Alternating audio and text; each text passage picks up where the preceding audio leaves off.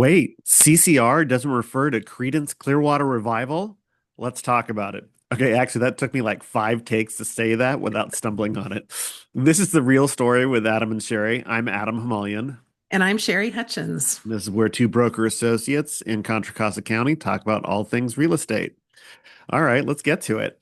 Um, Today, we'll talk about market in a sec, but today we're going to talk about CC&Rs, which are covenants, conditions, and restrictions, and not the Bay Area band CCR, Creedence Clearwater Revival, which ironically is known as rock from like it came out of the South, Louisiana, but they're from El Cerrito, right here in Contra Costa County. Isn't that El wild? Cerrito. I don't know why all rock and roll has to have a name nowadays. Swamp rock, yacht rock. What's the deal with that? Those are both from like 30 or 40 or 50 years ago. Those are not new. I've never heard the term yacht rock before in the last 5 years. Oh, Last really? Oh, never. well, when, Chris Christopherson came out with Sailing or whatever that song was. Or his brother, Christopher Cross. Yeah, whatever his name, whatever. Whatever. How young am I? How old are you? What are we talking about? I have to actually tell you a funny story about getting things mixed up. So, Okay. as you know, I grew up going to church, and you would think I would have known this name in the context of Christianity. And when I say it, you're going to be really amazed that how ignorant I was. But Maybe not. I was at summer camp in Southern California at a place called Forest Home, and which was created by this very famous pastor, Henrietta Mears, and she brought all these kids out to the camp during the summer, and so they created this spot. And part of her inspiration in getting funding for it was they were standing on this hillside overlooking the potential property, and there's a little monument there, and it says Henrietta Mears and Billy Graham stood at this spot and envisioned how the gospel might be shared. And I thought, Billy Graham of Billy Graham Presents, Day on the Green, the rock promoter, created this Christian camp in Southern California. And my friend just looked at me like, you are so stupid. Especially because Bill Graham, the rock promoter, I think was Jewish. He was Jewish. How old were you? Like I old enough, I should have known better. Um, I That's think that funny. even like the business manager at my church, growing up, he had been one of Billy Graham's crusade managers. Like he helped manage the finances of it. So it wasn't even like my church didn't have a relationship with Billy Graham. It was just not on my radar. That is funny. All right. Wow, we're pretty far afield there. Let's talk about Uh-huh. the market, then we'll go back to CC&Rs. All So here right. we are, second week of August. It feels like things are slow. What's your perception of what's going on? All right. I am going on record on our podcast on August 19th, 2025 to say I am not convinced that there is a market slowdown. I think that we have maybe finally gotten back into a quote unquote normal market.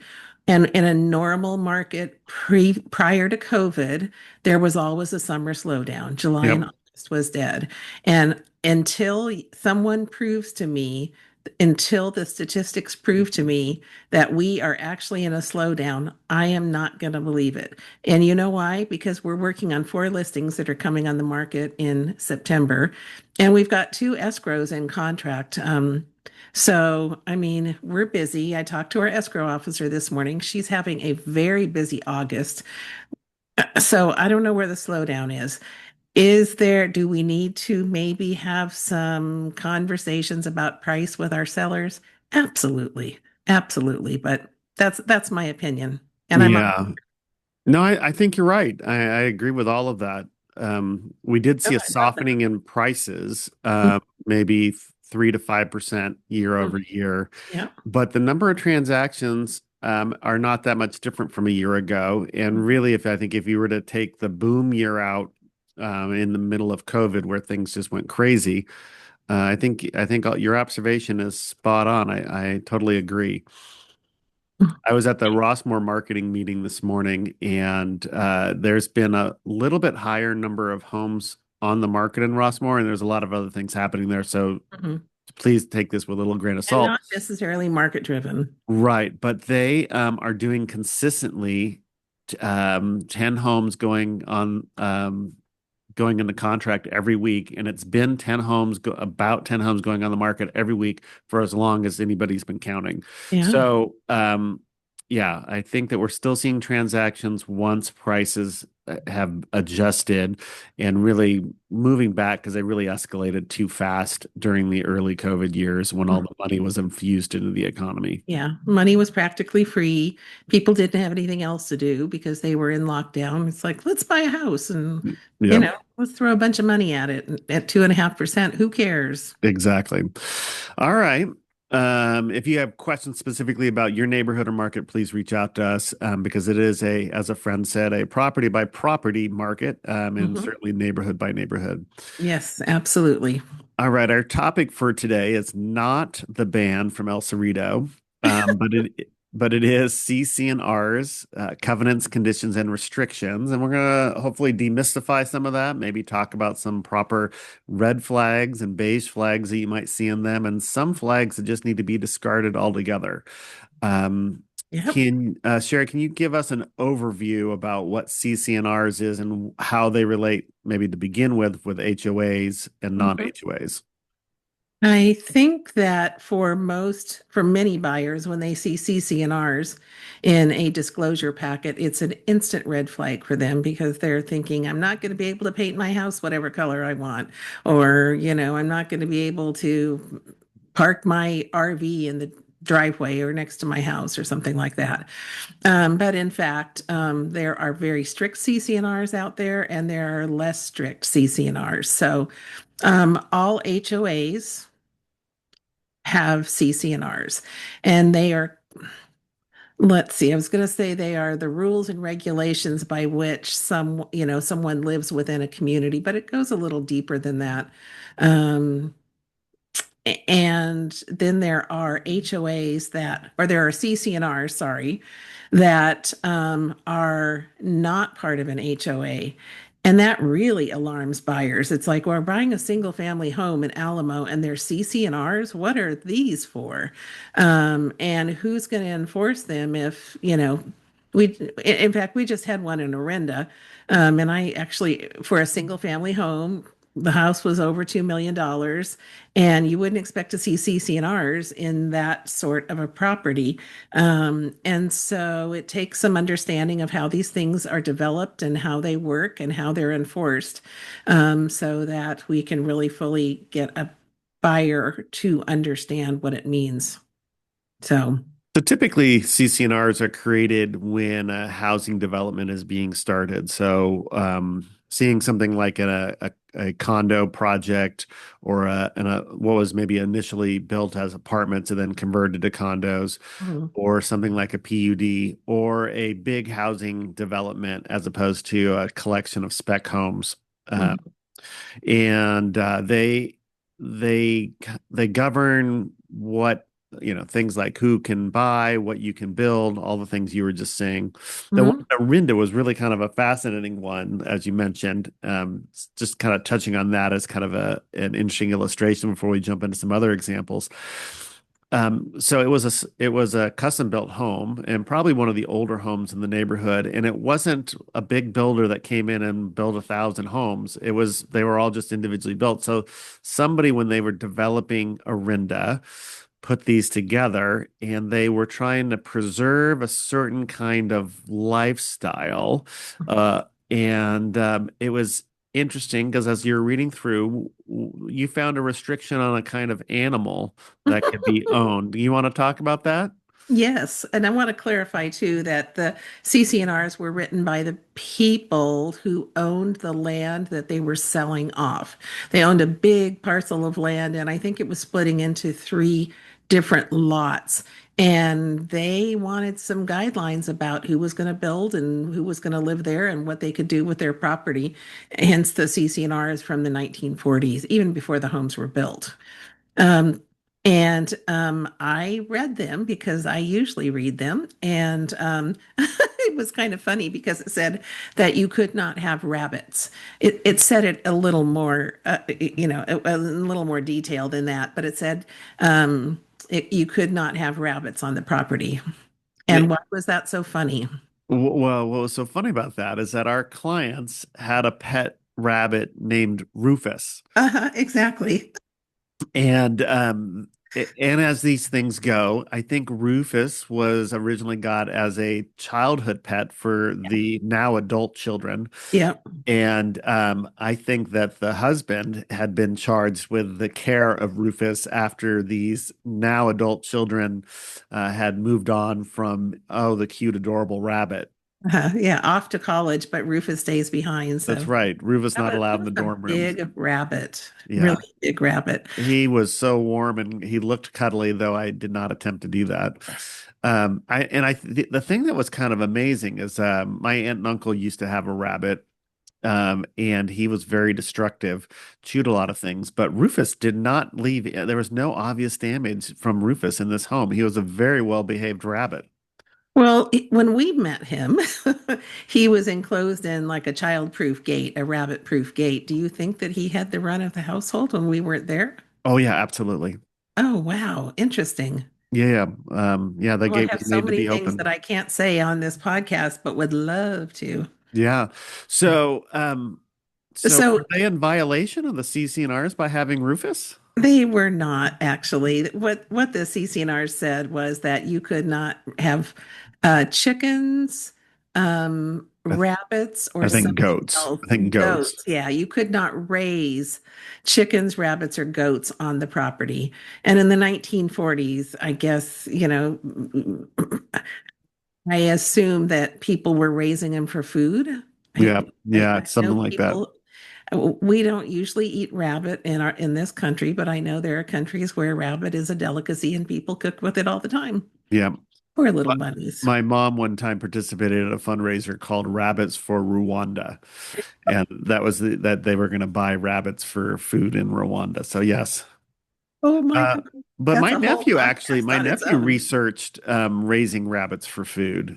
He wanted to, and we actually had some clients who eventually had moved to a their own ranch property in the southeast so they could raise their own food, and they wanted to control their food chain. So Yeah. I think we're Yeah. seeing some chickens are very common these days, but I think we're seeing some Yeah. variety in lifestyles, even in semi-rural places like Orinda.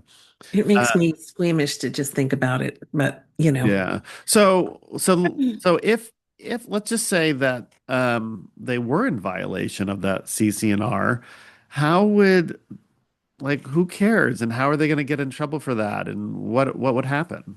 Because there was no HOA, there was no association. It was no. just created by the seller of a subdivided parcel 80 years ago. Yeah.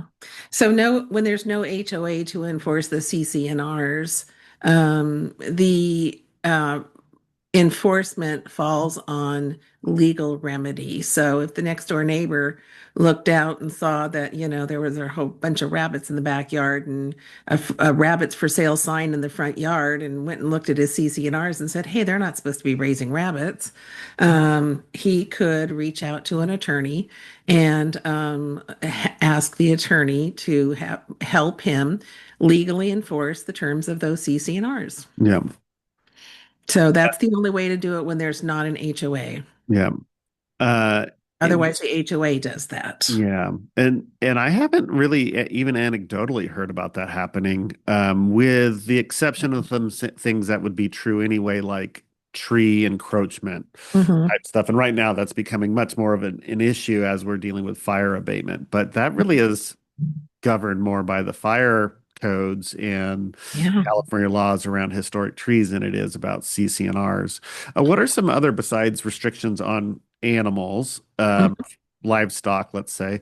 Hmm. What are some other typical CC&Rs that we see in I'm going to say non-HOA environments? Hmm. That what So some of I those? sold a house. Well, you and I sold a house in Alamo that had, did it have CC&Rs? Yes, And it had like a $50 a year HO or $50 a year fee. yes. I was going to say it was a HOA dues, but there was no HOA.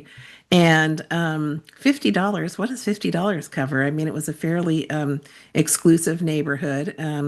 One of the things in the CC&R said that there were no two-story homes allowed, which was interesting. So if somebody had a two-story or a single-story home wanted to add on, the only way they could go was out, not up.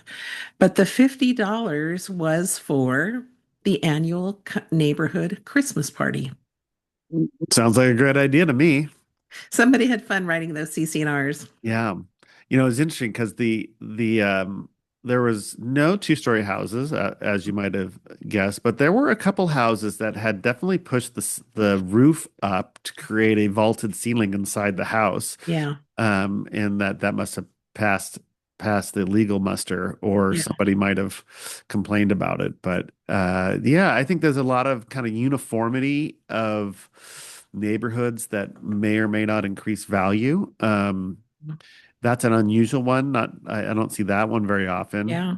More common is to see house color, um, Mhm. door color. Mhm. Um, those are some architectural review type things. But Yeah. again, it's in most cases, these in non-HOA neighborhoods, it's really up to people to enforce it themselves. And most people are like, I don't want to get involved in a lawsuit with my neighbor. Yeah. But I, You and I sold a house on Verona down in Danville a couple years ago. And before you and I were partners, I had sold it again. And I represented the sellers who sold it to buyers, and then you and I represented the buyers after they were. Anyway, long story short, the people that I represented as sellers back in 2012 had put a beautiful master primary suite on the back of the house, the far end of the house. And there were five gorgeous redwood trees in the backyard. And the CC&R said that any trees of a certain size were protected in that neighborhood.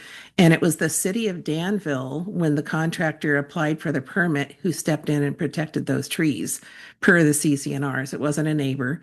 The city of Danville came in and said, we need a $25,000 bond from the contractor and the homeowner, saying that you will not hurt those trees while you add on a primary suite on the back of that house. wow, interesting. Yeah. And they didn't get the $25,000 bond back until a year after the house was, or the addition was completed, because they wanted to watch those trees and make sure that there wasn't anything that had happened Mm, post construction. So that was kind of an interesting enforcement of CC&Rs, that is interesting. having a city do it. We were talking about painting. Didn't you tell me about a story about in Florida where somebody was having a argument with their HOA around painting the house a certain color? Yeah. Yeah, this was from many years ago. I remembered seeing something either in a newspaper, for those of you who remember what a newspaper is, or on TV. And someone wanted to paint their house a certain color, and the HOA was just adamant that you could not paint it that color. And this guy, went through the CC&Rs with a fine-tooth comb and figured out that there was no rule against polka dots. And so he painted his house pink with bright green and white polka dots. Oh my goodness. And the HOA was like, okay, hold on a second. Maybe it is okay if you paint your house the color that you originally wanted, because they had no way to tell this guy that he couldn't have a polka dot house. So that's kind of an extreme case, but that's what people are worried about when they see CC&Rs. It's like, well, who out there is going to have some say in what I get to do to my house? It is one of those kind of, I don't say double-edged swords because uh, would you, if you lived in a neighborhood, would you rather allowing the guy to paint his house, I'll say neon pink, or to have polka dots on it, right? Yeah. Either Yeah. way, it may affect the value of your house, or it may just affect your enjoyment of the neighborhood. But this is kind of the libertarian nature of it is that I know we're not supposed to use the word master, but when one of the things about home ownership is that that's your castle. You're the king and queen of your castle, and that you Yeah. get to do whatever you want with your little plot of land. Yeah. And to say that you can't uh, what feels arbitrary, do something about it. We had a colleague in our office who remodeled her house and wanted to paint it white, major remodel, wanted to paint it white, and the Yeah. city said, no, there's too many white homes in your neighborhood. Like, what? Yeah. Uh, And that wasn't CC&Rs. That was the permit process. yeah. So there is all sorts of, I'll say, infringements, but limitations to your freedom and your rights, even when you're buying a house, and then especially if there's a CC&R. So it kind of sounds like a red flag around CC&Rs is actually kind of appropriate. Yeah. Um, and so how does somebody get past that? Like, should I just never buy a house, or should I only buy a house in, the rural area where nobody will see my house? How does somebody know what they can and can't do when they are getting ready to buy a house? Yeah. Well, if you're buying in an HOA, you're always going to have CC&Rs and you're also always going to have operating rules, regulations. And so you should be prepared for that if you buy into a community that has an HOA. And that's part of the buying process, right? The Yeah. typically the listing agent will help the seller generate a preliminary title report, which will have links to the CC&Rs. Mhm. And HOA docs are a little bit more varied in how you get them, but it certainly should be a condition when you write an offer is to be able to look through those HOA documents to Mhm. see what those rules and restrictions are, to see whether you can abide by them. And I don't think there's anyone that we've ever worked with who said, "Hey, I want to buy a house and I want you to find me one with CC&Rs." Yeah. It's Um, the list of wants and needs. yeah, usually it's like I don't want to deal with that because Yeah. of all these red flags. And we Yeah. often, when we're working with clients, is that they find the house they love and they're willing to live with the CC&Rs because there are so many more important factors than being able to autonomously paint your house with polka dots or whatever color you want. Mhm. Yeah. So I Uh, lived in a community here in Walnut Creek that had a very strict HOA. And the architectural committee was made up of very original owners from 1980, the 1980s when the houses were built. And they were a little overzealous in how they enforced the architectural guidelines. So much so that every morning they gathered at with their clipboards and walked the neighborhood and looked at every single house, not once a week, not once a month, but every day. And I got on their bad side because I had a overly ambitious Meyer lemon tree that just took off and grew like crazy. It was very happy in the location that it was that I planted it. And it would get during the summertime when it was in a growth spurt, the leaves would touch the stucco. And the architectural committee lost their minds because a leaf was touching my stucco. And I got written up and written up and written up because of that stupid rule. And my neighbor had a truck that leaked oil, and he would park in the driveway and get these little tiny 1 inch oil spots on his driveway. And they were after him too.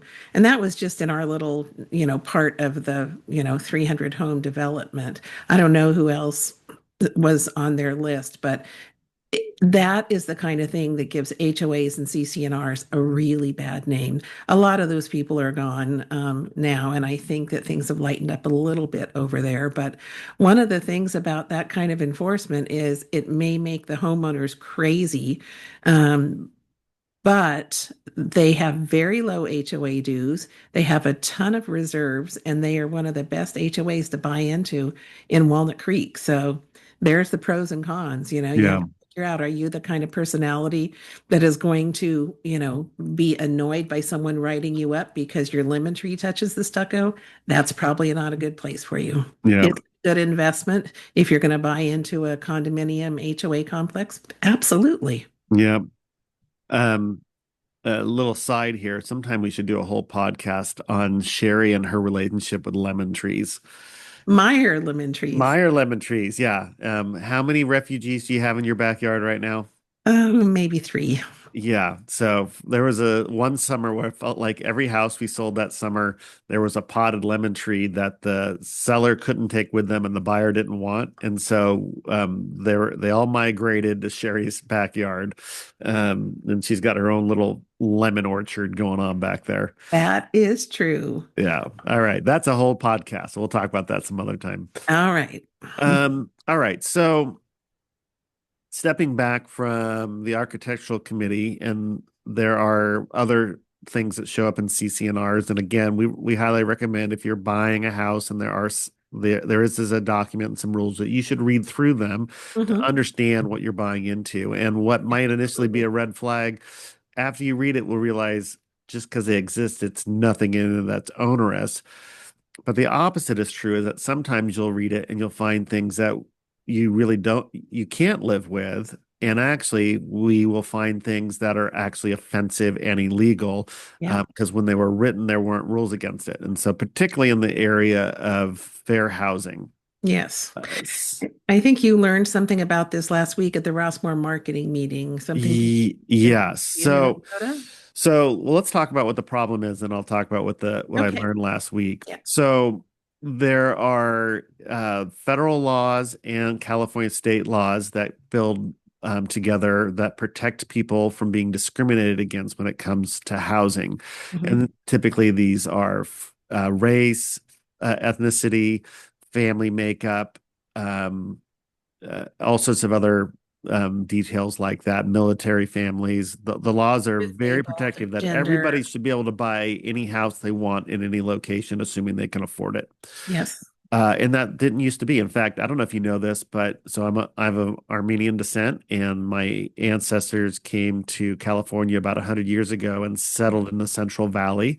Founded a little town called Yerim, just south of Fresno, which means Hmm. Garden of Eden in Wow. Armenian. And what's kind of you think about, why would you name something just south of Fresno Garden of Eden?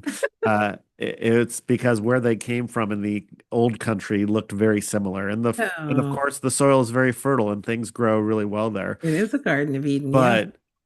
But like a lot of immigrant communities, they found some prejudice and a couple things there. Eventually, my grandparents, my grandfather and his siblings changed their name from Hamalian to Hamlin, and then my brother and I and my cousin all changed our name back to Mhm. Hamalian to reclaim it. But there are laws in the county where they settled that Armenians were not allowed to own property Wow. in the county. And I, Hard to believe. yeah, and you'll see counties that are against Hispanics, even though they predated most of the Caucasian white settlers in America. Yeah. You'll see it against almost every immigrant group at some point, someplace in the state. And in particular, as you might imagine, against African Americans, that there's a history of those kind of laws. And there's a term called redlining, which is really tied towards lending and particularly federal backed lending that is really painful. That's a whole different story, and we're not going to be able to do that Yeah. justice. Yeah. Only just to say that CC&Rs throughout California have language that is prohibited by laws now, but we're singling out things that violate fair housing, such as rape and necessity.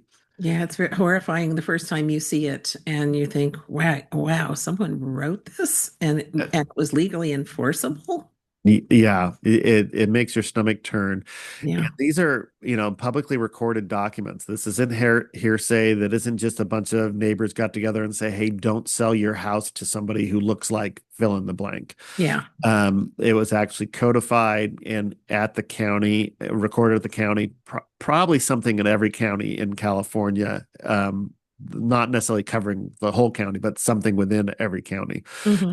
And so that brings me back to the Rossmore meeting last week. The Contra Costa County clerk who records her office is responsible for recording all sorts of documents, Hmm. marriages, deaths, births, Homes, yeah, everything, property, CC&Rs. yeah.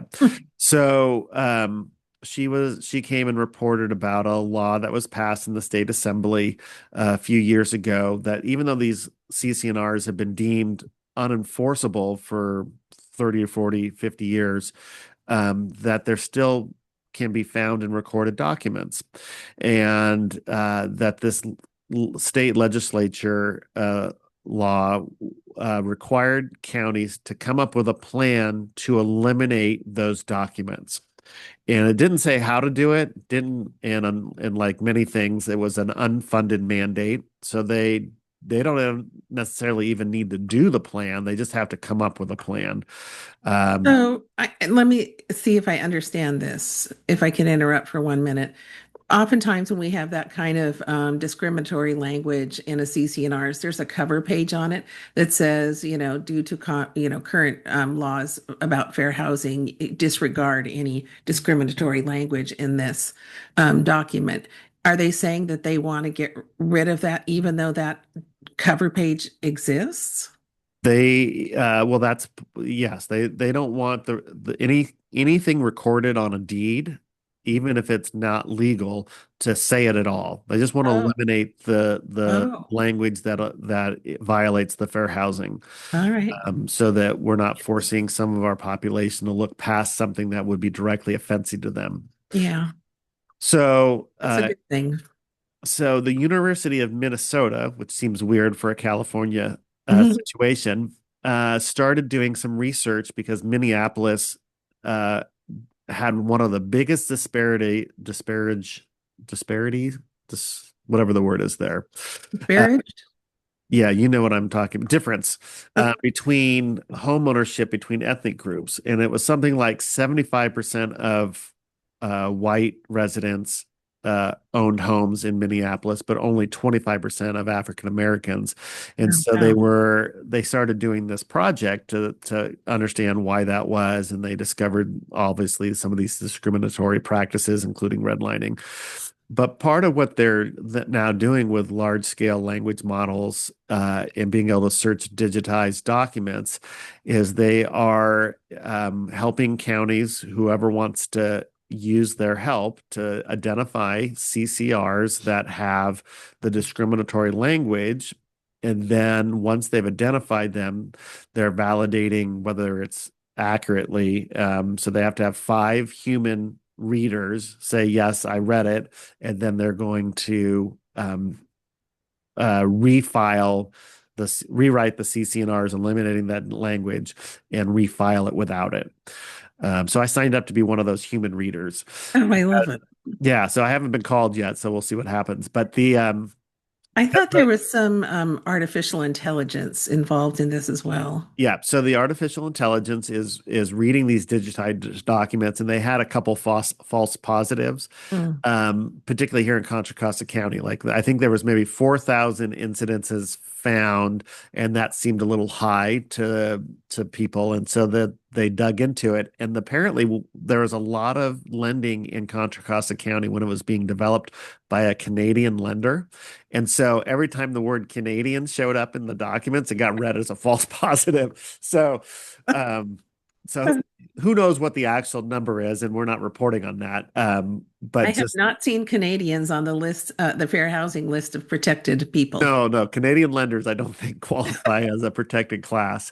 We like Um, Canadians, don't get us wrong. well, they weren't restricting the Canadians; they were Yeah. just saying the Canadians helped fund it. So Yeah, creating false positives. Yes. yeah. So anyway, so that really just kind of fascinating, the kind of work that can be done on large scale word language modeling for using AI, and Mhm. thankful to the University of Minnesota for providing this as a service. I don't know whether the county is paying for it or whether it's just part of their research project.